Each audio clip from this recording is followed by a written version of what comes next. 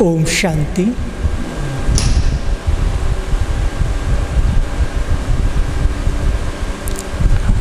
आज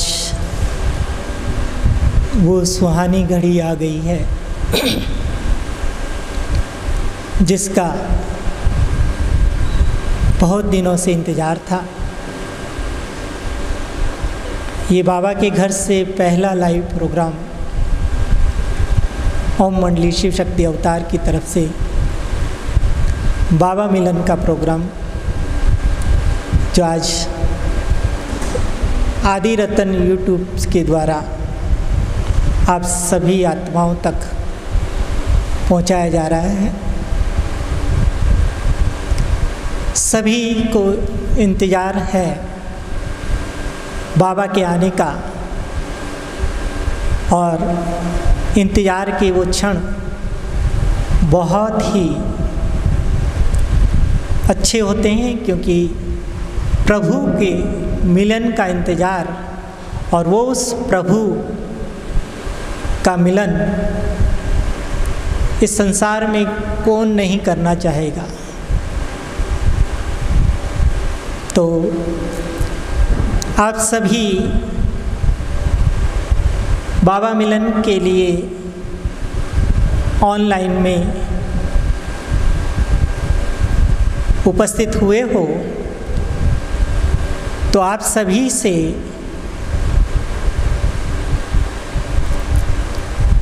ये उम्मीद रखेंगे कि आप इसका लाभ, इसका अनुभव, जैसे हम मधुबन में बाबा मिलन के समय करते थे, उससे भी कहीं बेहतर अपने घर बैठे बाबा मिलन करते हुए और बाबा की शिक्षाओं को धारण करते हुए, और बाबा की शिक्षाओं को धारण करके बाबा को प्रत्यक्ष करने का जो अधूरा कार्य बचा हुआ है, उस कार्य में अवश्य मददगार बनेंगे। कई आत्माएं इस विचार से भी बैठे होंगे कि हम देखते हैं कौन सा बाबा है, परंतु हम उन सब से भी यही कहना चाहेंगे कि भगवान को देखने के लिए या भगवान को परखने के लिए उसके प्यार की खुशबू आप तक पहुंचेगी, लेकिन उसके लिए हमारा मन उन सभी संकल्पों को साइड में रख कर के और भगवान के प्यार में लवलीन हो कर के बैठेंगे, तो अवश्य ही भगवान नज़र आएगा, अवश्य ही वही बाबा नज़र आएगा जिससे हम मिलन मनाते आए हैं। इसलिए हम तो यही चाहेंगे कि सभी उस प्यार में खो जाएं जिस प्यार के लिए हम जन्म जन्म तड़पते थे। और ये संगम युग की सुहानी घड़ियाँ कुछ क्षण की बाकी है, और इस क्षण में भी अगर हम भगवान को परखते रहे, अगर हम उससे शक्तियाँ प्राप्त करने से के लिए या उसका प्यार अनुभव करने के बजाय उसको परखने के लिए बैठे रहेंगे, तो ये वक्त भी चला जाएगा।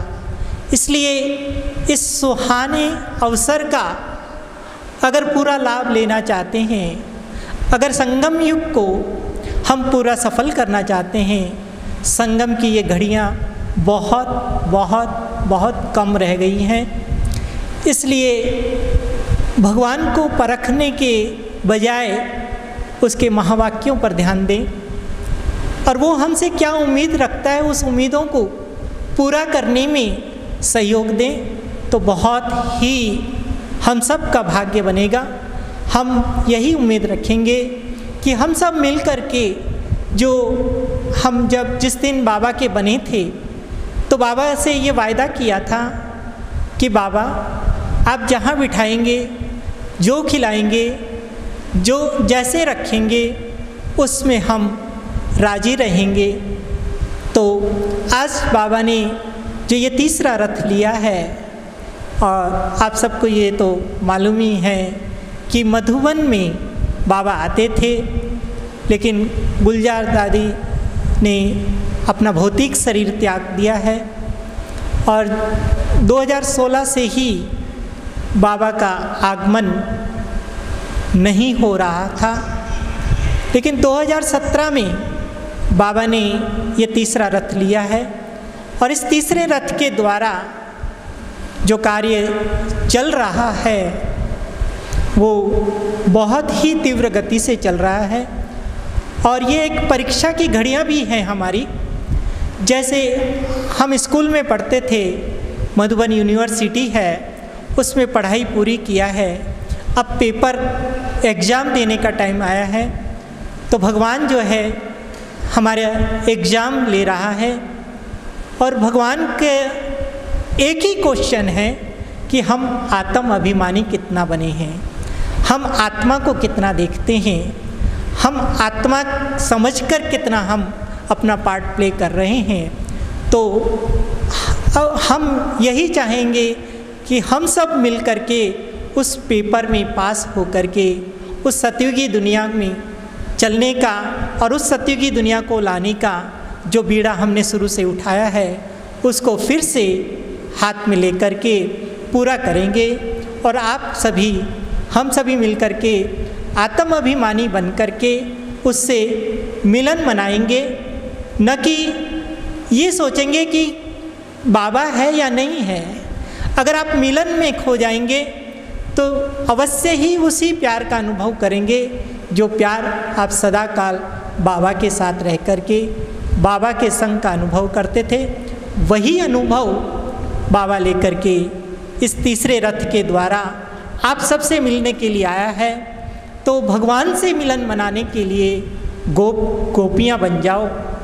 अपना जो ज्ञान है, हमारे पास ज्ञान बहुत बाबा ने दे दिया है और उस ज्ञान को हम थोड़े समय के लिए बाबा से मिलन मनाने के लिए साइड में रख कर के एक भोलानाथ बाबा, जैसे कहते हैं कि भोलेनाथ की बारात गाई हुई है, और किसी की नहीं, भोलेनाथ की बारात गाई हुई है। तो उसी तरह अगर हम भोले बन कर के बैठेंगे तो उसके जो शक्तियों की बरसात है, उस शक्तियों की बरसात हम अनुभव कर सकेंगे। और उन शक्तियों की बरसात अनुभव करने के लिए अभी जो समय चल रहा है और आने वाला समय जो है सामने आप और हम सब देख रहे हैं कि बहुत नाजुक समय आने वाला है। पिछले साल कोरोना का साल था, उससे भी कहीं अधिक महामारी इस साल हम देख रहे हैं और आने वाला समय इससे भी बहुत बहुत बहुत नाजुक आने वाला है। और उस नाजुक समय के लिए हम उस गोवर्धन पर्वत के नीचे आ जाएं और उस गोवर्धन पर्वत के नीचे उस ठंडी हवा का, उस ठंडी छाँव का अनुभव करें, परमात्मा मिलन का अनुभव करें, ईश्वरीय मिलन का अनुभव करें, ईश्वरीय प्यार का अनुभव करें और उस प्यार में ऐसे खो जाएं कि उस नाजुक समय में हमें ये मालूम ही ना पड़े कि दुनिया में क्या चल रहा है।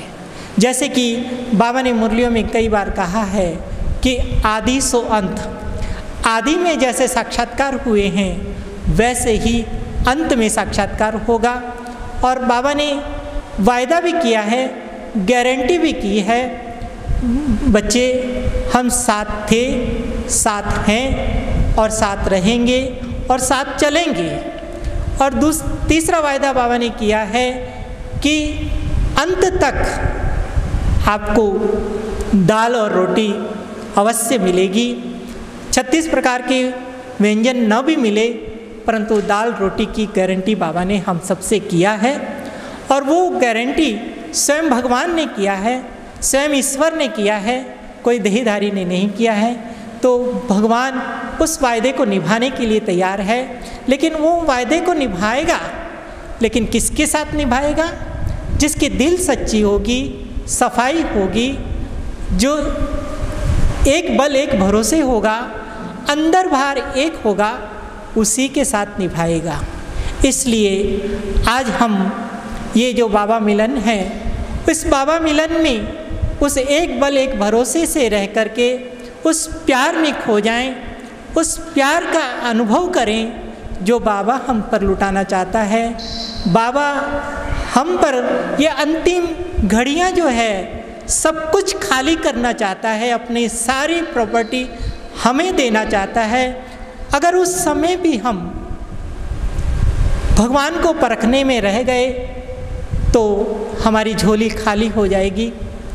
इसलिए हम ये चाहते हैं कि उसके प्यार में खो करके उसके मिलन का अनुभव करें, उस मिलन का अनुभव उसका लाभ उठाएं और वो जो शक्तियाँ दे रहा है, वो जो चाहना है उसकी, उस चाहना को पूरी करें।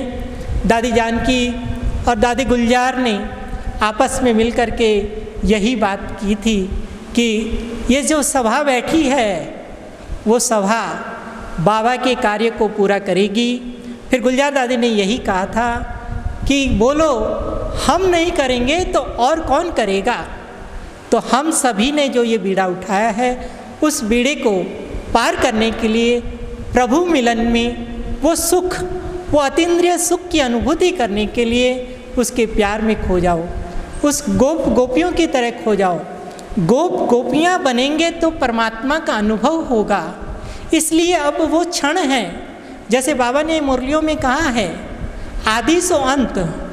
आदि में भी वही गोप गोपियाँ थी और अंत में भी जो गोप गोपियाँ बनेगा उसके ऊपर भगवान की नज़र रहेगी, उसके ऊपर भगवान की सारी शक्तियाँ ऐसे कार्य करेगी जैसे स्थूल में हम किसी के साथ कार्य कर रहे हैं। ऐसा अनुभव बाबा हम सब बच्चों को कराना चाहता है, लेकिन उसके लिए हमारी तार उसके साथ जुड़ी होनी चाहिए। जैसे मोबाइल हम चार्ज करते हैं, मोबाइल चार्ज करने के लिए उसकी तार को हम कनेक्शन को जोड़ते हैं, वैसे ही परमात्मा हमारे ऊपर झोली भर करके आया है, झोली लुटाने के लिए आया है। वो झोली कब भरी जाएगी जब हमारा कनेक्शन उसके साथ जुड़ेगा। हम उसको साथ जोड़ करके उस प्यार में खो करके बैठेंगे तो अवश्य ही ईश्वरीय अनुभूति होगी। ओम शांति।